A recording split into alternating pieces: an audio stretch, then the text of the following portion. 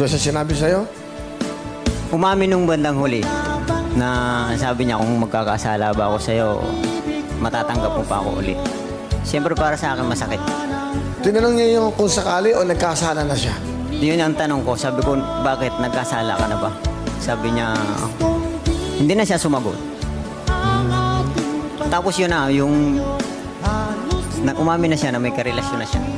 Hanggang sa pag-uwi rito, sinama sa bahay. Ha? Ano? Sinama pa sa bahay niyo? Opo. Pilipino? Pero nagpaalam po siya sa akin na baka pwedeng isama ko dyan. Kasi nga, hihiramin daw yung bunso namin. Pumayag po ako. Pumayag ka? Para sa mga bata, gusto nila makita eh. Gusto nila makita yung anak ko. Masakit. Kasi nakakapanghinayang. Almost 16 years po kaming nagsama. Nang dahil dun sa pangarap namin. Bakit mo siya pinayagan kasi mag-abroad? Na dapat ikaw na lang ang umalis para yung mga anak mo may kalinga na isang ina. Ayaw na bunso. Ano nararamdaman mo nun? Masakit. Kasi siyempre nakakapanghinayang. Sobrang nangihinayang. Kahit hanggang ngayon.